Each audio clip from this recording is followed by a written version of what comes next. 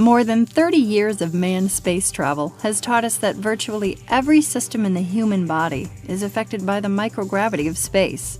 Besides the issues you're probably already aware of, such as decreased muscle and bone mass, astronauts also experience circulatory problems, such as arrhythmias or abnormal heartbeats. They also suffer from anemia, a reduced number of red blood cells that carry oxygen to the tissues. And after just 2 weeks of spaceflight, 20% of returning astronauts experience difficulty standing up without getting dizzy, a condition called orthostatic intolerance. The longer they stay in zero gravity, the more pronounced are the effects. By studying the impact of virtual weightlessness on the circulatory system, scientists have learned a lot about how it functions on Earth. In this program, we'll take a look at the organs and processes involved in the human circulatory system and find out what scientists have learned.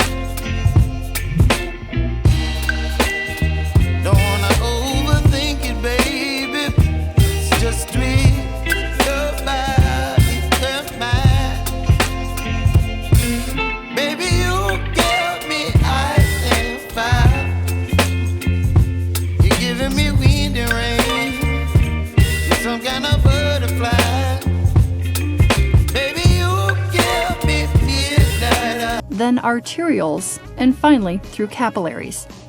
It's in the capillaries where the diffusion process works to exchange molecules of oxygen and nutrients for carbon dioxide and other waste products of nearby cells. After leaving the capillaries, blood is collected into venules, the smallest of the veins, then into veins of increasing size until it reaches the heart. The right side of the heart receives blood returning from the tissues and pumps it toward the lungs. In the lung capillaries, carbon dioxide diffuses through vessel walls into tiny air sacs called alveoli and is exhaled. Oxygen diffuses in the opposite direction and is taken up by red blood cells. This oxygenated blood then returns to the heart, completing the pulmonary circuit.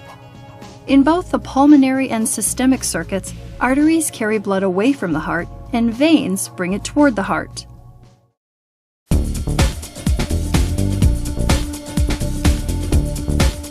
Blood is considered a fluid connective tissue that functions to distribute substances critical to life to cells throughout the body. If we take a unit of blood and spin it in a centrifuge, it will separate into its basic components. At the top is a fluid called plasma that represents about 55% of our total blood volume. Next is a thin whitish layer called the buffy coat. This layer contains platelets and leukocytes, which account for less than 1% of our blood volume. The remaining nearly 45% consists of red blood cells called erythrocytes. A mature red blood cell is a package of oxygen-carrying hemoglobin molecules and respiratory proteins. Its biconcave shape provides a larger surface area for oxygen diffusion and allows it to fold and squeeze through small capillaries. Leukocytes are white blood cells that help fight disease. Platelets are cell fragments that circulate in the blood and promote clotting. When the wall of a blood vessel is injured, platelets adhere to exposed collagen fibers and release chemoattractants that bring more platelets to the site. The injury is initially sealed by a plug of platelets. Then a clot of fibrin and red blood cells forms, giving the vessel time to repair itself. Plasma, the liquid portion of blood, transports blood cells, proteins, and enzymes to sites where they are needed. Blood transfusions are often needed to treat patients whose red cells or volume of blood have dropped too low. But it's critical that the blood to be transfused be matched to the recipient's blood type. There are 4 ABO blood types: A, B, AB, and O. Each is characterized by the presence or absence of different antigens found on the surface of red blood cells and the presence or absence of different antibodies circulating in the blood. Rh factor is another antigen found on the surface of red blood cells. Individuals with Rh positive blood have that antigen. Those with Rh negative blood do not. Any of the ABO blood types can be positive or negative for the Rh factor. If the blood to be transfused isn't matched to an individual's Rh factor and ABO blood type, antibodies can bind to and destroy the transfused red blood cells, creating a potentially life-threatening situation.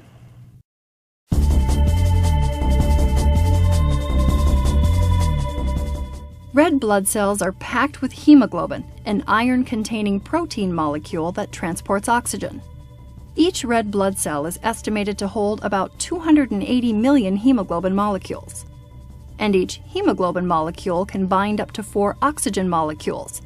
Affinity is the term used to describe hemoglobin's ability to bind oxygen.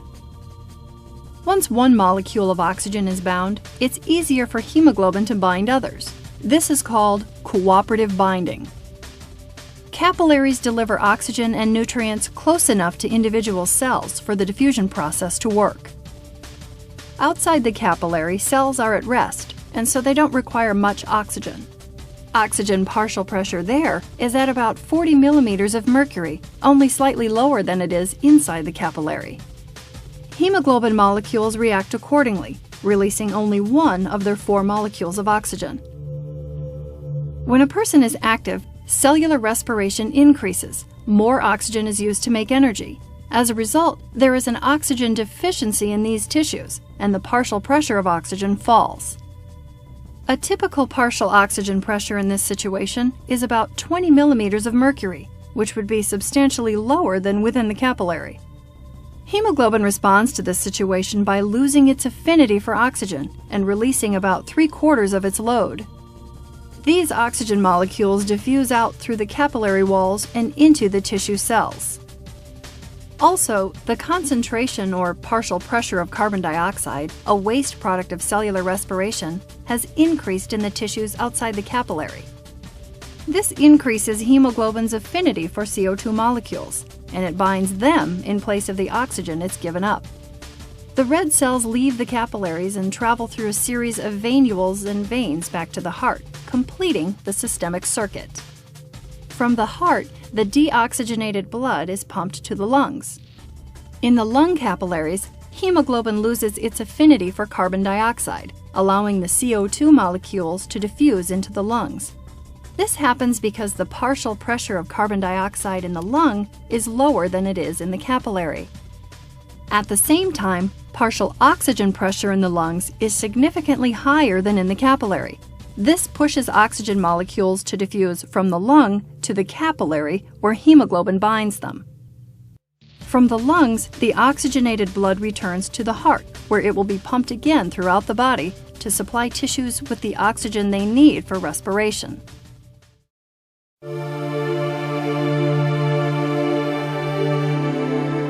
The heart beats steadily from early embryonic development. Over a lifetime, it will beat more than 3 billion times. The heart is located in the chest cavity with the lungs, slightly to the left of center. It's surrounded by the pericardium, 2 layers of membrane separated by fluid.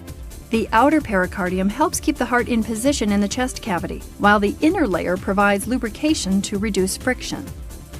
The heart has 4 chambers, a left atrium and ventricle and a right atrium and ventricle. The left and right sides are completely separated by a wall or septum. The right atrium receives blood returning from the systemic circuit via 2 large veins: the superior vena cava, which drains all regions above the heart, and the inferior vena cava, which collects blood from all the lower regions.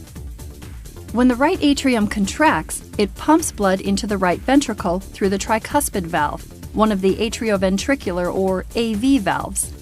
Heart valves are designed to allow blood to flow in only one direction. When the right ventricle is full, it contracts, pushing blood out through the pulmonary semilunar valve into the base of the pulmonary artery on its way to the lungs. A similar cycle occurs on the left side of the heart. Here, the left atrium accepts oxygenated blood returning from the lungs. When it contracts, blood passes through the bicuspid valve into the left ventricle. The left ventricle then contracts, pushing the blood out through the aortic semilunar valve into the ascending aorta. From there, it's distributed throughout the body. Cardiac muscle cells are smaller than skeletal muscle cells and are connected by structures known as intercalated discs. Desmosomes, or adhesion molecules, hold cardiac cells together during contractions. Gap junctions allow for synchronization of heart contractions. The cells of the heart muscle need oxygen and fuel just like any other cells, but they don't get them from the blood that the heart is pumping. Instead, the needs of heart cells are met by the coronary arteries that branch off either side of the ascending aorta.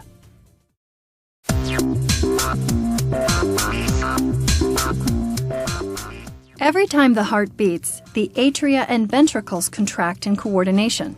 This coordinated beating is accomplished by a number of tissues. First, the sinoatrial node contains pacemaker cells that generate an electrical pulse. Conducting cells relay the signal to the muscle tissue of the right and left atria to stimulate contraction.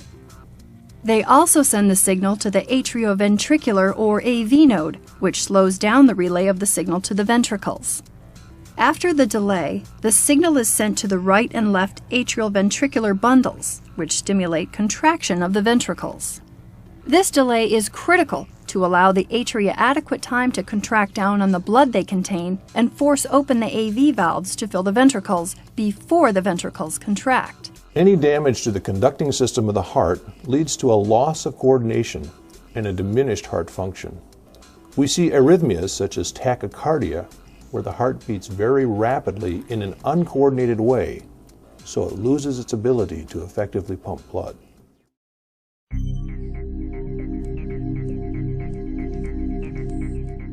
When medical professionals take your blood pressure, they can find out a great deal about how your circulatory system is working. But what do those numbers mean? The systolic pressure is measured when the ventricles are contracting, forcing blood out of the heart and into the arteries. This is when blood pressure is highest. Pressure is lowest when the heart is resting and refilling with blood. This is the diastolic pressure. Blood pressure is measured using a blood pressure cuff. The cuff is inflated to a pressure well above the higher systolic pressure, blocking flow within the artery. As the pressure in the cuff is slowly released, blood begins to squirt through during the contraction of the ventricles. At this point, the pressure of the cuff equals the systolic pressure. As cuff pressure is further reduced, at some point it is no longer sufficient to disrupt blood flow. The reading at this point is your diastolic pressure. A typical blood pressure in a healthy individual is a systolic of 110 millimeters of mercury and a diastolic of 70. This is often stated as 110/70. Systolic pressures of more than 120 and diastolic pressures of more than 80 are considered to be too high. High blood pressure is an indication of hypertension, and hypertension places people at higher risk for things like heart attacks, strokes, and kidney and heart failure, all potentially fatal conditions. There are several factors that affect blood pressure. The first is cardiac output, the volume of blood that is being pumped. When cardiac output rises, blood pressure rises. A second factor is blood volume. If an individual begins losing blood, for example due to a major injury, blood pressure will fall. Loss of pressure can mean insufficient blood flow and a lack of oxygen to the tissues, which can cause permanent damage, even death. It's very important to restore blood volume and blood pressure as soon as possible to provide oxygen to these tissues. The body automatically takes action to increase blood pressure. Vessels vasoconstrict, in other words, their diameters get smaller. This increases the friction between the blood and the vessel walls. That friction is called total peripheral resistance, or TPR. As TPR increases, blood pressure increases. Blood is primarily water, but it also contains cells and proteins.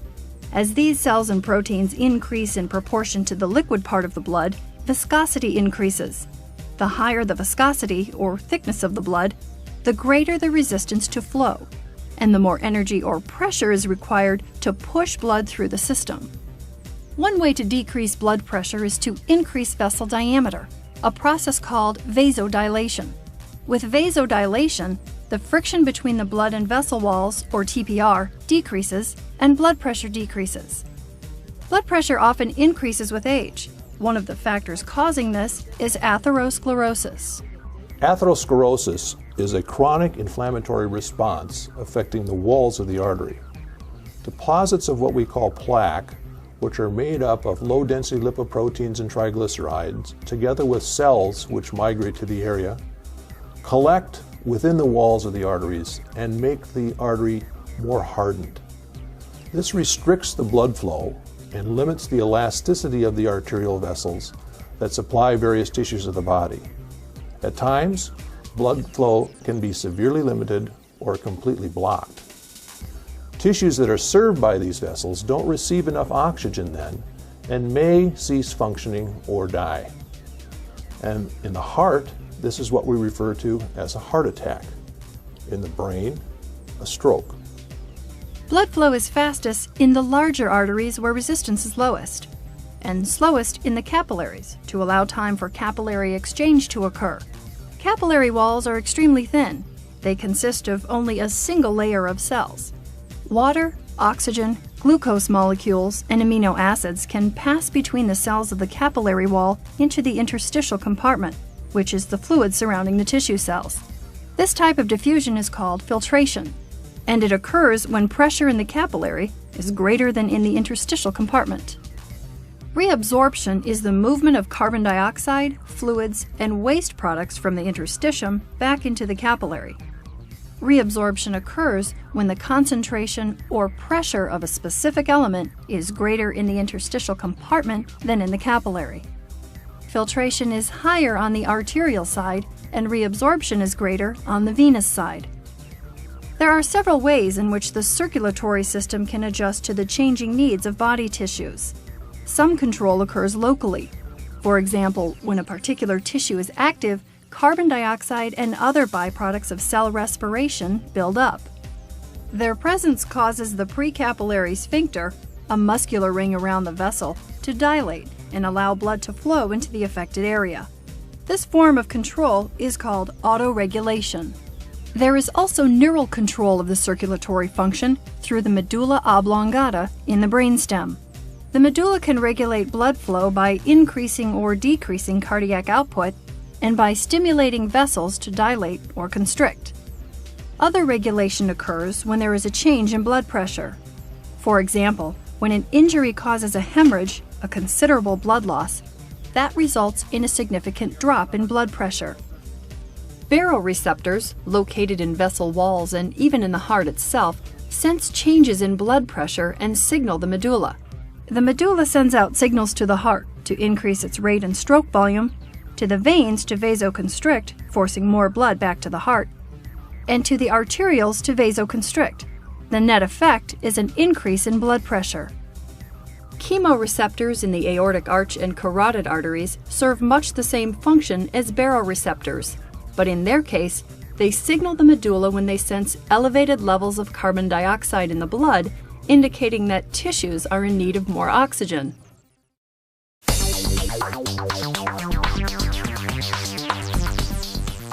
Exercise demands more oxygen and more blood flow to the coronary arteries that supply the heart, to the exercising muscles, and to the skin. The muscles and heart require more oxygen for their increased activity levels, and the increased flow to the skin helps unload excess body heat. To meet this demand, blood flow output must increase from 5 liters per minute to as high as 35 or 40 liters per minute during vigorous activity. This is partially accomplished through vasodilation of the vessels that supply these tissues. At the same time, arteries that supply blood to areas such as the digestive system and the kidneys are constricted because these systems are not needed during exercise. Venous return of blood to the heart must also increase. This is aided by contraction of the skeletal muscles and respiratory pumps, as well as by vasoconstriction of the veins. With years of physical exercise, long-term changes in circulatory function can occur. Maximum cardiac volume is increased because the ventricular walls thicken and contract more forcefully to eject more blood with each beat. The heart doesn't have to beat as fast for a given level of exercise. Venous return is enhanced through an overall increase in blood volume, and muscles use oxygen and fuel more efficiently, improving their endurance. As you've seen, the circulatory system is a complex and highly efficient delivery system that readily responds to your body's changing needs. A healthy circulatory system is critical to your overall health and well-being. And whether life keeps you here on Earth or takes you out into space, knowing more about your circulatory system can help keep it healthy and working for you.